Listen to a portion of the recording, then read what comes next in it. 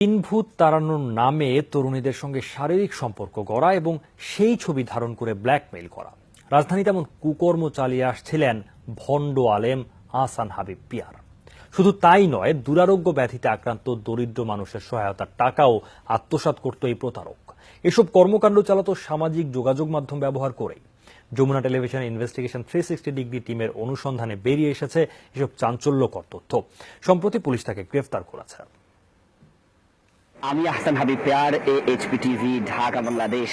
তিনি নিজেকে ফ্রিল্যান্সার সাংবাদিক দাবি করেন। নিজে না ঘুমিয়ে সন্তানের হাতটাকে বুকে জড়িয়ে প্রতিবেদন প্রচার করেন ইউটিউবে, ফেসবুকে। উদ্দেশ্য দুরারোগ্য ব্যাধিতে আক্রান্ত দরিদ্র মানুষকে সহায়তা করা। কিন্তু এর আড়ালে যে তিনি প্রতারণার ব্যবসা ফেঁদেছেন সেটি বেরিয়ে আসে যমুনার অনুসন্ধানে। মূলত তিনি রোগীকে কিছু টাকা দেওয়ার ছবি প্রচার করেন এবং আরো বেশি সাহায্যের জন্য তার মোবাইল ব্যাংকিং এর নম্বরটা দিয়ে দেন। আর এতেই অনেক মানুষ সাহায্যের হাত বাড়িয়ে দেন, যে টাকা চলে যায় আহসান হাবিব পেয়ারের পকেটে। পেয়ারের বিরুদ্ধে দুই ভুক্তভোগী অভিযোগ জানায় যমুনা টিভির অনুসন্ধানকারী দল টিম 360 ডিগ্রির কাছে। তাদের অভিযোগ আরো গুরুতর। প্রেমের প্রস্তাব দিল, এক পর্যায়ে আমি ইমোশনাল হওয়ার পর ওর প্রস্তাবে মানলাম। এরপর আমার সঙ্গে বিভিন্ন ধরনের কথা বলে, ভালোবাসার কথা বলে আমার থেকে টাকা নিল। বেশ প্রায় 5 লক্ষ টাকাও আমার থেকে নিছে।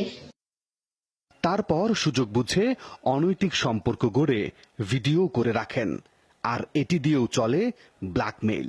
অনেক মেয়েদেরও জিম্মি করে মেয়েদেরকে ব্ল্যাকমেইল করতেছে যে তোমাদের ভিডিও আমাদের কাছে আছে, এই ভিডিও আমরা প্রকাশ করে দিব যদি টাকা না দাও। এসব অভিযোগ পেয়ে দীর্ঘ 7 মাস ধরে চলে অনুসন্ধান। তার ব্যক্তিগত কম্পিউটার থেকে উদ্ধার করা হয় শতাধিক পর্ন ভিডিও।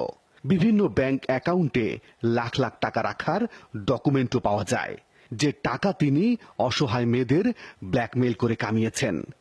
এই অনুসন্ধানে যমুনা টিভিকে সহায়তা করে গোয়েন্দা পুলিশ। আমি কিছু জিনিস দেখলাম যে তার এটা পাবলিক করার কিছু প্রয়াস আছে, সেগুলো কিছু বিনিময়ে, তাহলে এটা চাঁদাবাজিরও একটা এক ধরনের প্রকার। তো এগুলো অনলাইন চাঁদাবাজি, এগুলোকে আইসিটি একটা আছে, আমাদের পর্নোগ্রাফি একটা আছে, এগুলো বিষয়ে আমরা ব্যবস্থা নিয়ে নিচ্ছি। ইতিমধ্যে আহসান হাবিব পেয়ারকে গ্রেপ্তার করা হয়েছে। দায়ের করা হয়েছে পর্নোগ্রাফি, প্রতারণা সহ 3টি মামলা। যমুনা নিউজ, ঢাকা।